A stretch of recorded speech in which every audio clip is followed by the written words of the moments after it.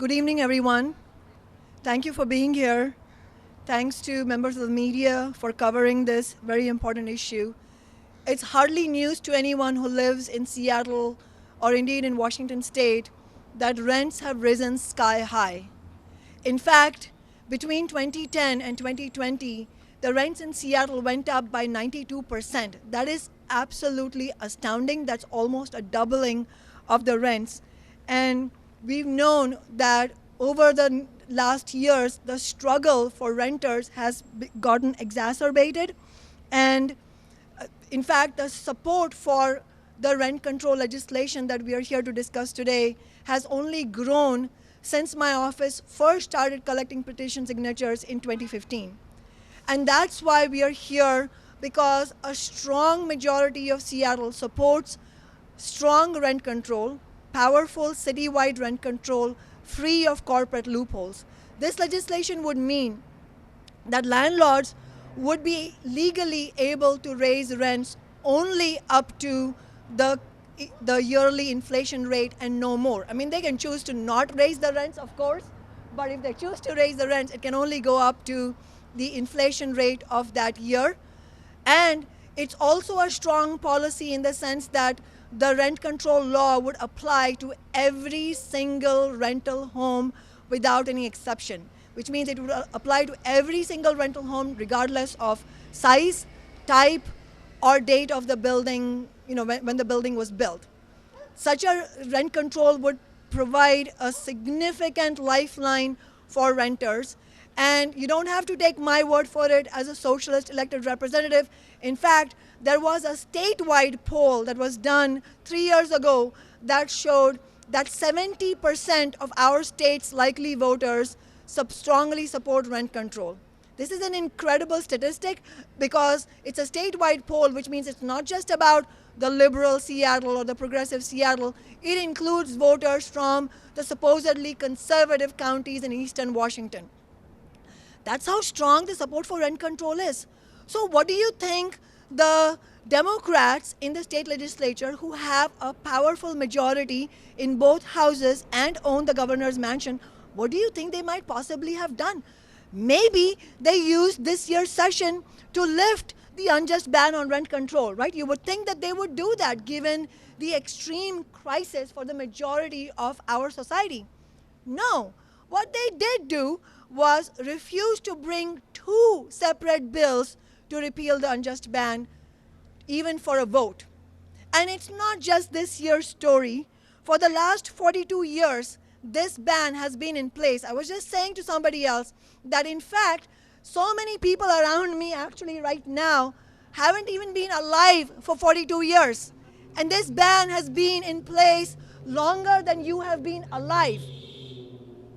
And for those last 42 years, Washington state legislators, the Democrats specifically, have controlled the Washington state governor's mansion for 30 out of the last 30 years, the Senate for 20 years, and the House for 23 years. And the Democrats have controlled all three centers of government power for 15 of those 30 years. And yet, just like the Democrats in Congress refused to codify Roe v. Wade and then made abortion rights subject to the extremely conservative and reactionary Supreme Court, the Democrats in the state legislature in Olympia also have refused to do the things that we need them to do, which, for example, lift the ban on rent control, much less actually establish rent control statewide as the majority of the population wants them to do. And that is why this rent control legislation from our office is so important. It's a trigger law, which means it will go into effect as soon as that ban is lifted. But we can't just sit and hold our breath for the Democrats to lift this ban. We have to build the momentum on the ground that will force these Democrats to act in our interest, not in the interest of the endless greed of powerful landlords. That is why winning this legislation is so crucial. And don't let anybody tell you it's not legal. This legislation is completely legal. It has gone through the review of the city attorney's office.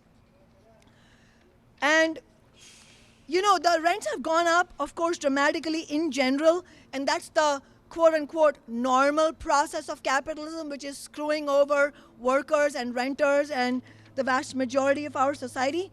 But the reality doesn't end there. The reality is even more scandalous than that.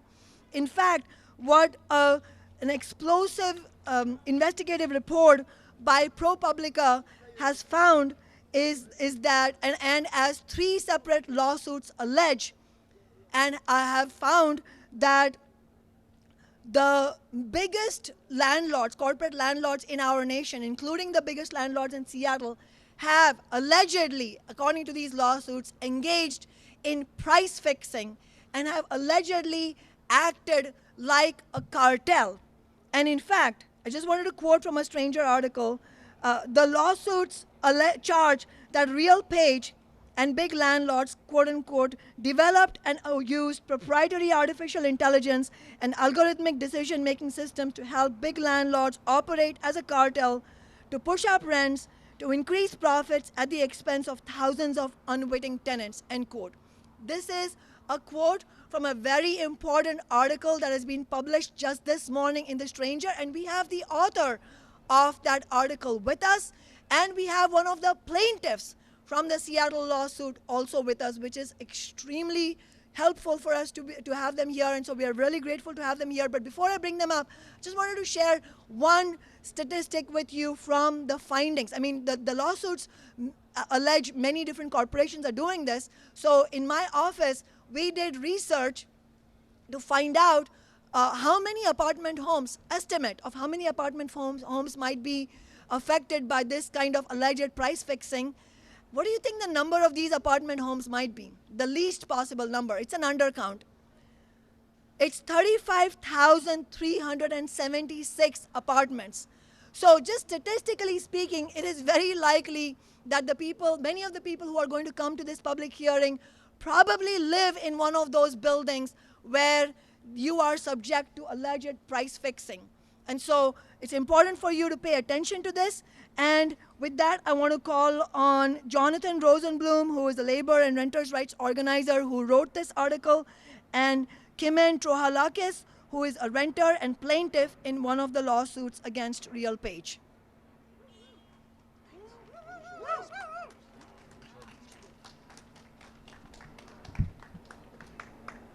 Thank you, Kshama.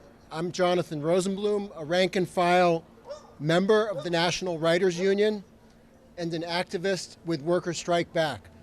My family we have a home in Hillman City. We own it.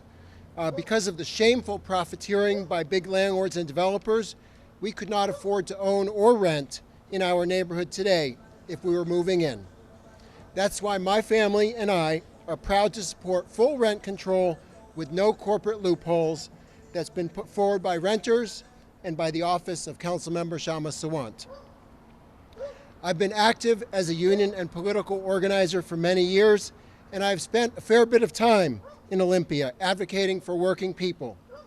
I remember going back nearly 20 years, hearing Democratic politicians promise and then fail to address critical working class issues time and again, like lifting the ban on residential rent control.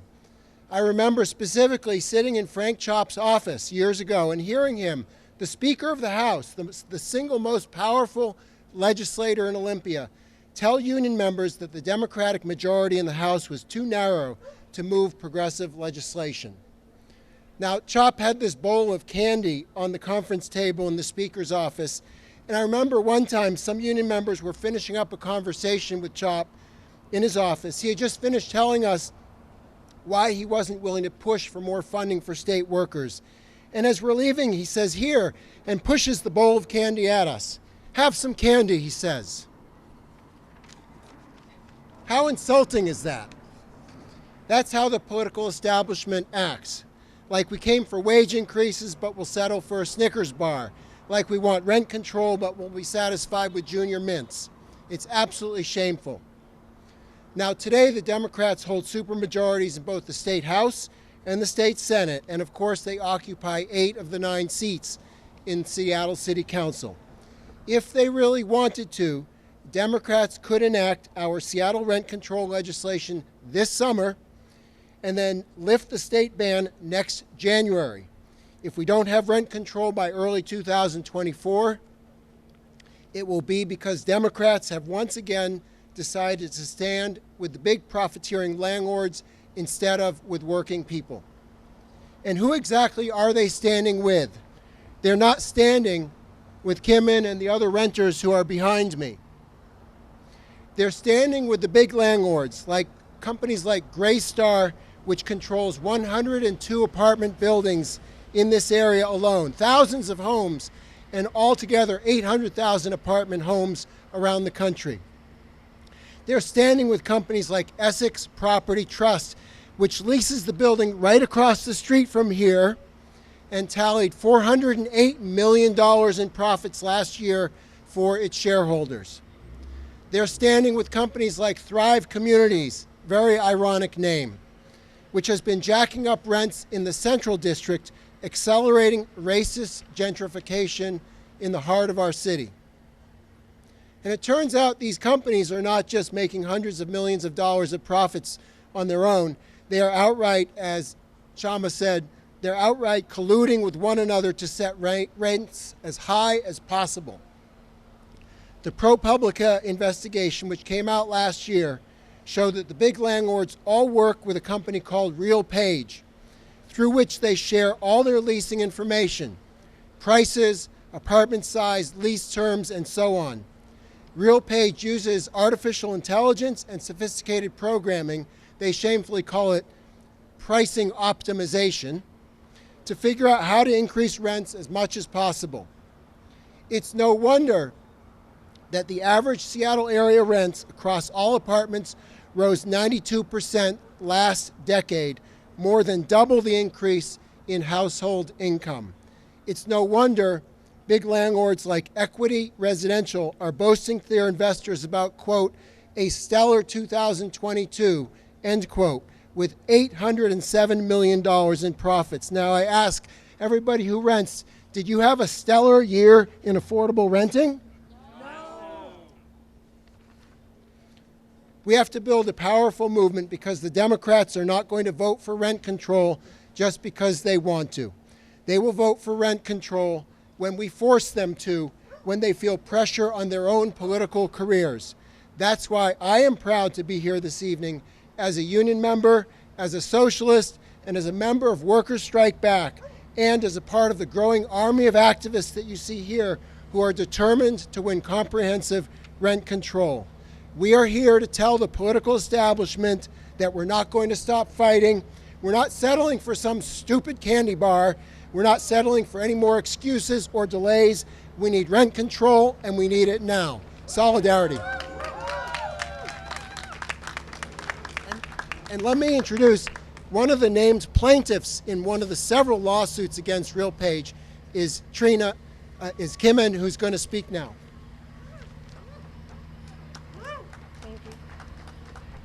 Thank you. My name is Kimmin. I'm a Seattle renter and resident of 17 years. I'm a proponent of rent control because the practices of these multi-billion-dollar property management companies are beyond reprehensible. They are criminal and inhumane. They target everyday working-class people, but even more so, our most vulnerable citizens. These companies are literally removing individuals and families from their homes, putting them on the street, and very directly contributing to the crisis of homelessness in our city. I was outraged when I learned that the largest Seattle landlords are working together, literally colluding to keep housing costs high. Corporations like Greystar, FPI Management, Avenue 5, and Thrive Communities that manage tens of thousands of rental units in Seattle use a software tool known as RealPage to exchange rental pricing information amongst themselves, to drive up rent, effectively acting as a cartel. That's why I, along with other renters, have signed on to a class action lawsuit against RealPage and the property management companies that use it. One of 3 class action lawsuits brought by renters against these corporations. But a lawsuit alone is not enough to hold these corporations accountable, nor are the courts guaranteed to weigh in on the side of renters. That's why I support the universal rent control legislation proposed by Councilmember Kshama Sawant that would decisively put an end to this price-fixing behavior. It affects me on a personal level, to be sure, and I may very well soon be without a home for the second time due to rent increases. But I'm able-bodied, healthy, and I can work additional jobs to create my income and keep a roof over my head and that of my child. But many are not as blessed as I am to be able to withstand it. Many individuals and families are not afforded the same opportunities I have. Single-parent families, single moms, grandparents raising grandchildren who already had to choose between feeding their children nutritious food or making rent each month. Now having to explain to those children that they can no longer go inside and sleep in their beds, but instead be forced to watch as their possessions are tossed in the street like garbage when they are evicted. Why are these landlords doing this? Because they can, because it's allowed, just because. I want you to understand how serious this is. It is ruining lives. It is stripping people of their dignity and denying them a basic human right. How can this be allowed to continue? We need rent control today. I urge all Democrats on the City Council to pass rent control without loopholes or delays. Thank you for listening. When do we need it? Now. What do we need? Rent control. When do we need it? Now. What do we need? Rent control. When do we need it? Now. Thank you so much, Jonathan and Kimin. And Kimin, especially thank you for sharing your personal story and why you are here fighting for rent control alongside all of us. And I could not agree more with Kimin. These corporate landlords who are making untold profits are ruining lives and stripping people of their dignity. Are we going to stand with Kimin and win rent control? Yes. I also agree that lawsuits alone are not going to solve this problem. We have to organize on the streets, in our workplaces, and make sure that City Council Democrats understand that their own political careers are going to be in jeopardy if they don't vote yes for strong rent control without corporate loopholes. You know, Jonathan shared a story about Frank Chubb. I have my own very recent story about state legislators. You know, these Democrats who failed once again to repeal the unjust ban on rent control, I sent them an email saying, I'm putting this legislation forward. You clearly understand that the majority of our city desperately needs this. Will you support this? And will you work to lift the ban on rent control? Do you know, in response, they didn't say, yes, thank you so much for doing this. I'm right there with you, or something like that. What they said was, they actually didn't even say anything. They complained. They complained that I hadn't talked to them often enough, and that is why they couldn't do anything about this. Well, let's us, as renters, ask these no-good Democratic state legislators in Olympia, as renters, as your constituents, we are asking you, are you going to do something? Join me today in the public hearing for doing that. And in addition, we also have Julia Kobelt next, who is a rank and file member of UAW 4121, which is the union that represents graduate students and postdocs at the University of Washington. And she's also an activist with Workers Strike Back. Welcome, Julia. Raise it up a little. Thank you. Thanks, Bia. Hey, I'm Julia Kobelt. I'm a research scientist at the University of Washington and a rank and file member of UAW 4121, speaking in personal capacity. In 2019, my union passed a resolution in support of rent control. That's how long we've been fighting for this. And I'm proud to be here tonight alongside my fellow union members to speak in support of this desperately needed legislation. Last month, postdocs and researchers at UW went on strike for a week to fight for raises that keep up with the insane cost of living in Seattle.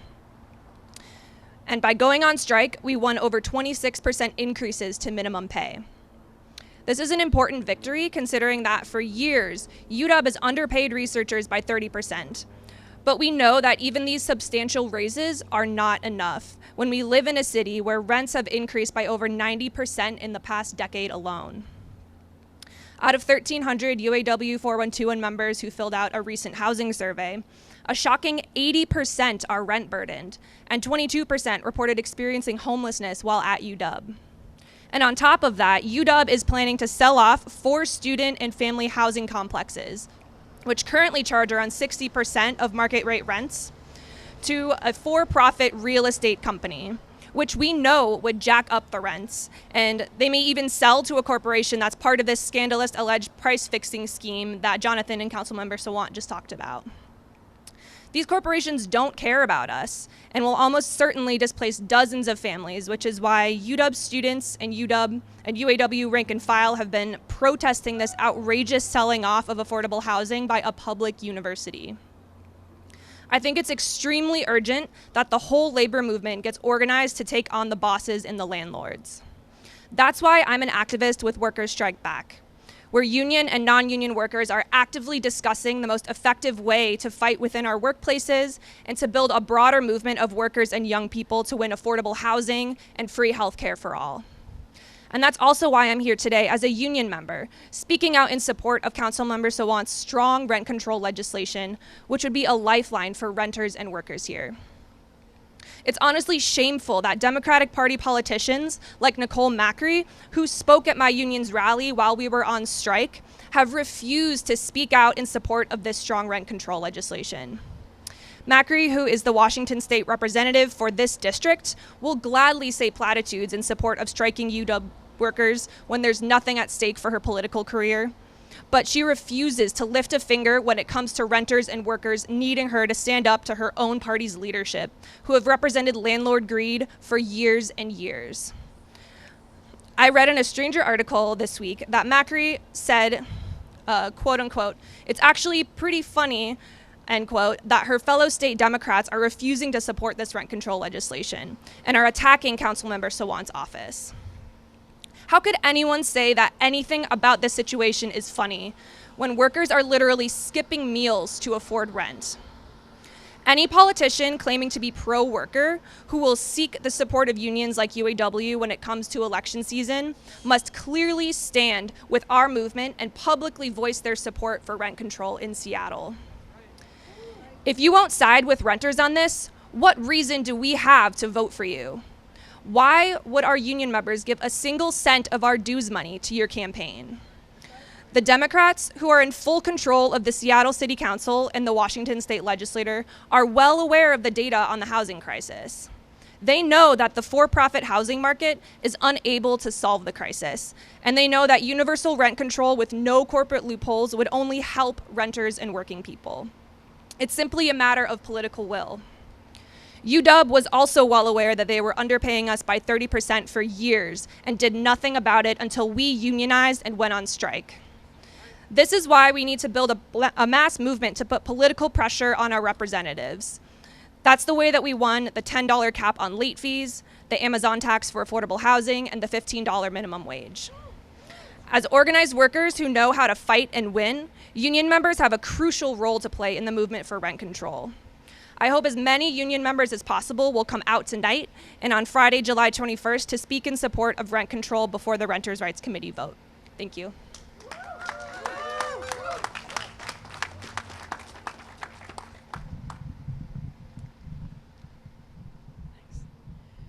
As Julia said, renters' rights are workers' rights.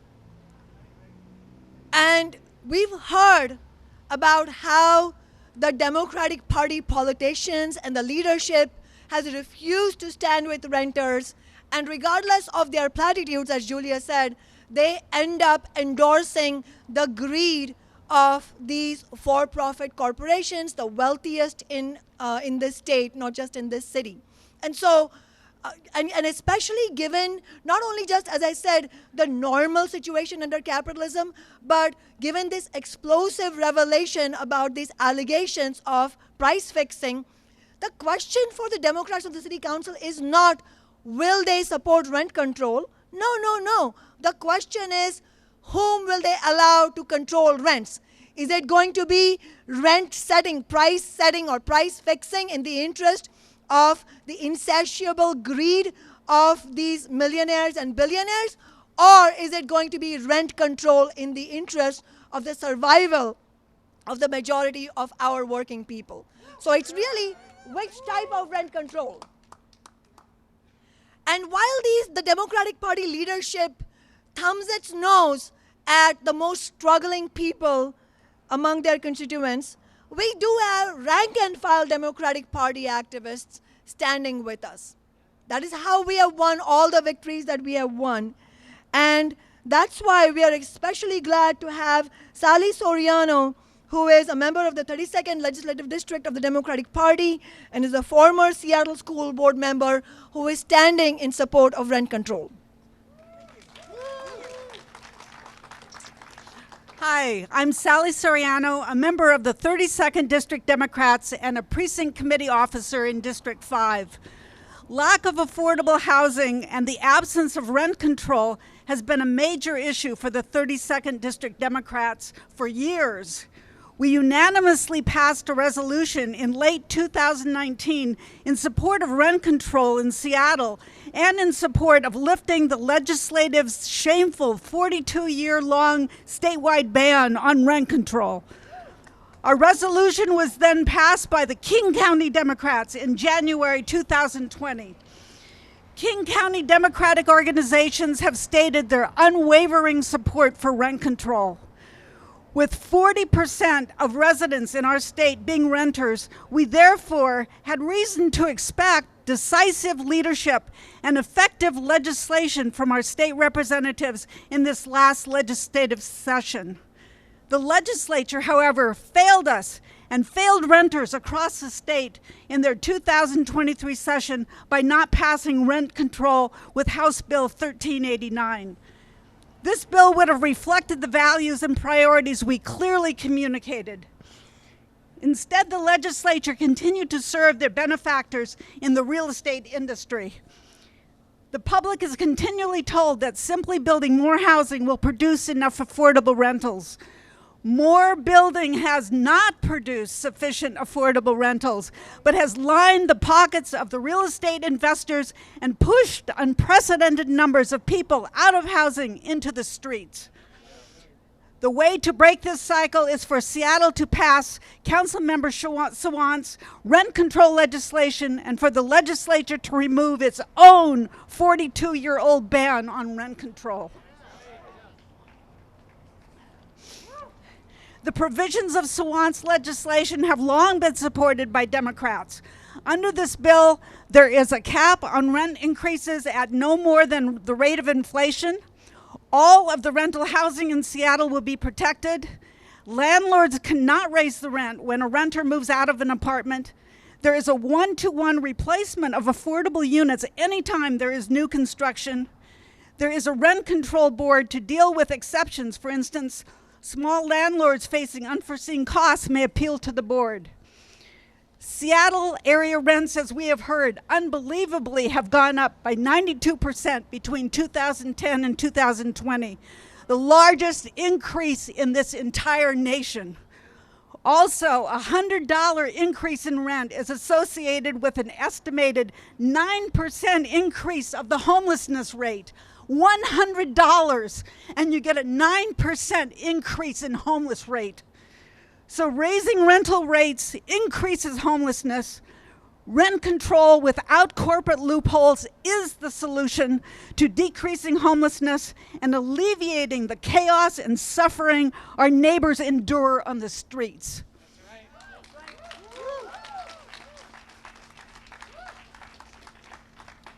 And now, last but not least, we are excited to have Jordan Young, who is a PCC grocery worker at the View Ridge store, member of PCC Workers United, and member of the UFCW 3000 Union PCC Bargaining Committee. Welcome, Jordan.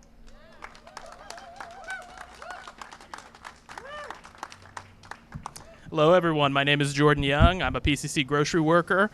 I'm also a member of UFCW 3000, and I'm also proud to be supporting PCC Workers United, which is a rank-and-file group of workers in our union fighting for a strong contract at PCC this year.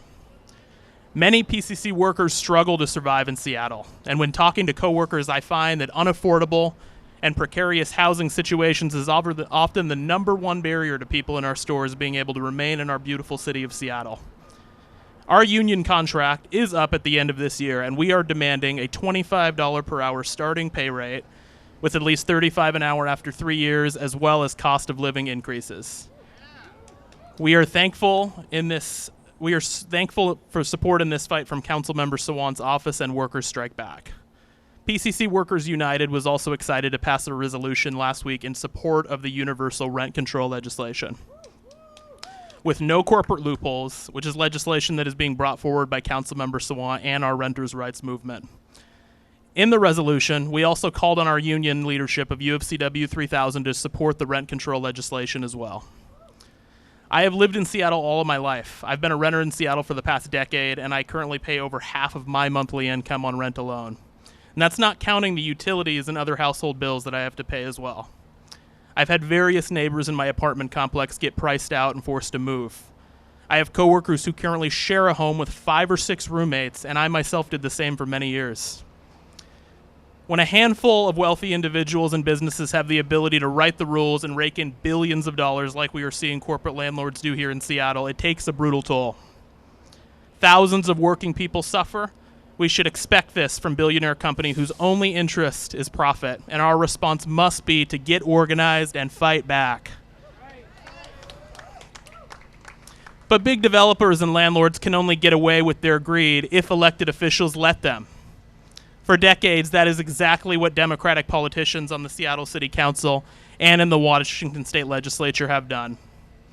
The undemocratic state ban on rent control is the smoking gun.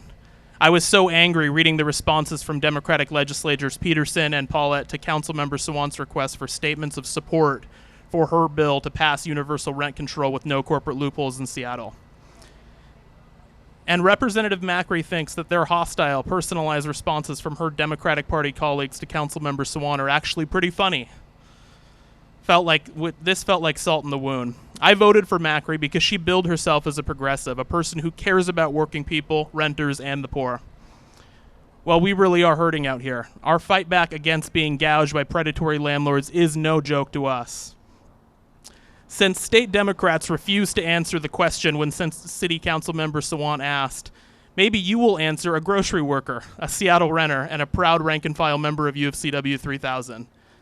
Will you send a statement of support for our rent control bill and for lifting the statewide ban on rent control? And will you lift the statewide ban on rent control in place since before I was born? Renters in Seattle desperately need rent control. Elected officials of this city and state need to act with urgency to eliminate the statewide ban and give cities the freedom to enact rent control. Our movement is not going anywhere. We are going to do everything in our power to offset the influence of the developers and corporate landlords, and we will not relent until this much-needed legislation is passed into law. So thank you all, and solidarity.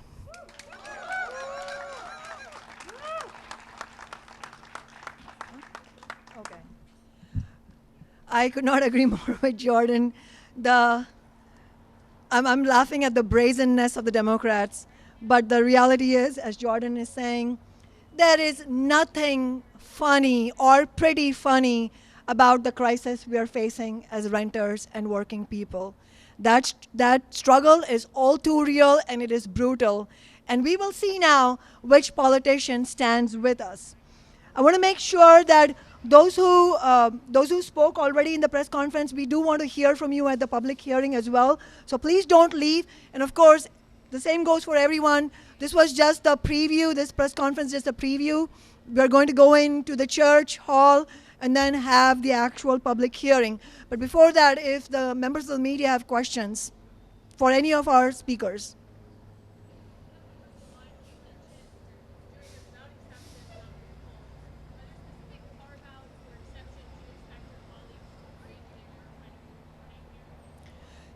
Thank you so much for that question. The question is about, are there any specific corporate loopholes that we might be thinking about that the council members might bring forward?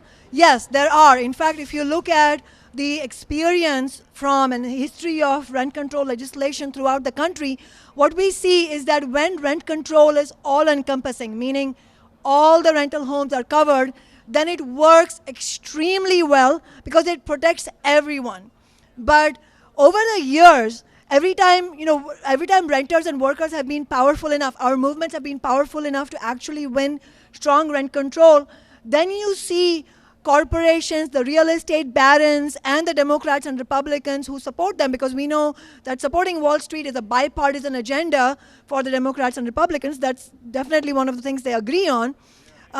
And so when they get together with the real estate lobby, they put in carve-outs, as you said, or loopholes, basically to weaken what is strong rent control. One of the very common loopholes, and these are really, I mean, in some ways, loophole is a really mild terminology for this. This is actually devastating for people when these so-called loopholes are inserted. So one of these loopholes is called vacancy decontrol. What it means is that every time you as a tenant move out of the present rental home where you're living, because that happens all the time, people move for family reasons, work reasons, whatever, and when that happens, if you have vacancy decontrol as a loophole in the law, that allows your landlord to increase the rent immediately and get it to market rate and free it from the rent control anytime a tenant moves out. So can you imagine all the cities where corporate landlords and the politicians who represent them have put vacancy decontrol in place? It has meant that over the years, thousands upon thousands upon thousands of rental homes then end up coming out of rent control. And so very soon, even though you have rent control policy officially on the law, you have many, many people not covered by rent control. Now let's be clear, even with these loopholes, the rent control policies have been a lifeline for millions of working people. But what we are looking for is rent control that covers everybody, all the renters in our city. That is why we're fighting for a strong rent control without loopholes.